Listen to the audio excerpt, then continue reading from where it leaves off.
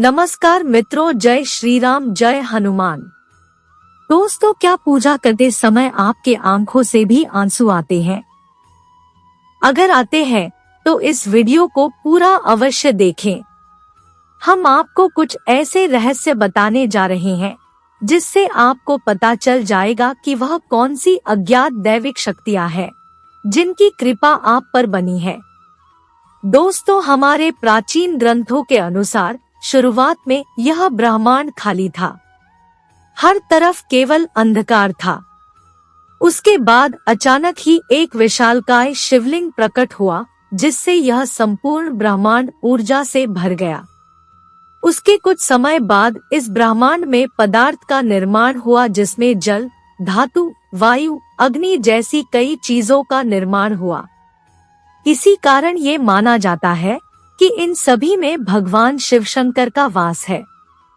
समस्त ब्रह्मांड के कण-कण में बसी हुई असीम ऊर्जा शिव ही है। शिव ही आदि है और शिव ही अंत है। दोस्तों, जब भी आप पूजा पाठ करने बैठ जाते हैं एवं ईश्वर का ध्यान करने बैठ जाते हैं तो आपकी आत्मा का कनेक्शन ईश्वर के साथ होता है। ईश्वर सर्वव्यापी है। समस्त सजीव एवं निर्जीव चीजों में उनका वास है। इसी कारण जब आपकी अंतरात्मा का ईश्वर के साथ संबंध जुड़ जाता है तो ईश्वर आपको कुछ संकेत देते हैं। यह संकेत बड़े ही साधारण होते हैं जिनको हम समझ नहीं पाते हैं। सर्वव्यापी परमात्मा सभी जीव जंतुओं की आत्मा से जुड़ा हुआ है। जब भी हम पूजा एवं ध्यान करते हैं तो आपके आसपास का वातावरण सकारात्मक ऊर्जा से भर जाता है और इसी कारण से हमें प्रसन्नता महसूस होती है। दुख का माहौल भी खुशी में बदल जाता है। आप कितने भी स्ट्रेस में क्यों न हो, आपको अच्छा और फ्रेश महसूस होने लगता है, क्योंकि इन सकारात्मक शक्तियों का प्रभाव ही कुछ ऐसा होता है। कई बार विद्यार्थी पढ़ाई करते समय मां सरस्वती का ध्यान करते हैं तो उनकी आंखों में आंसू आ जाते हैं अथवा अचानक से नींद आने लगती है। इसका अर्थ है कि मां सरस्वती की कृपा उस विद्यार्थी पर बन रही है। साथ ही दोस्तों, कभी हम ईश्वर से जुड़ी कोई कथा सुनते हैं तो हमारे शरीर का रोम रोम खड़ा हो जाता है और आंखों से आंसू आ जाते हैं। ईश्वर की उस अनंत शक्ति का अनुभव करते हुए कभी कभी हमारे आंखों में आंसू आ जाते हैं और ईश्वर पर हमारा विश्वास दृढ़ होने लगता है। दोस्तों, अगर आपको भी ऐसे संकेत मिलते हैं तो इस वीडियो को अंत तक जरूर देखें। आज के वीडियो में हम आपको कुछ ऐसे ही संकेतों के बारे में बताएंगे। अगर आपको ईश्वर का ध्यान करते हुए ये संकेत मिलते हैं तो समझ जाइए ईश्वर आपको कुछ संकेत दे रहे हैं। तो आइए जानते हैं। नंबर 1, आंखों में आंसू आना। दोस्तों, अगर आप ईश्वर की आराधना में ध्यान लगाकर बैठे हैं और अचानक ही आंखों से आंसू निकल आते हैं तो यह ईश्वर का संकेत है। आपकी आत्मा का ईश्वरीय शक्ति से मिलन हो चुका है। ऐसे समय में ईश्वर को अपनी मनोकामना अवश्य बताएं। ऐसे समय पर ईश्वर से की हुई हर प्रार्थना का फल मिलता है। ज्यादातर लोग इसे संयोग समझकर ध्यान नहीं देते और बस ईश्वर की आराधना में खो जाते हैं।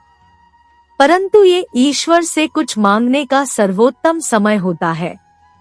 जब भी आप पूजा करें और आपकी आंखों में आंसू आ जाए तो ईश्वर को आपके जीवन के दुख एवं कष्टों के निवारण की प्रार्थना करें।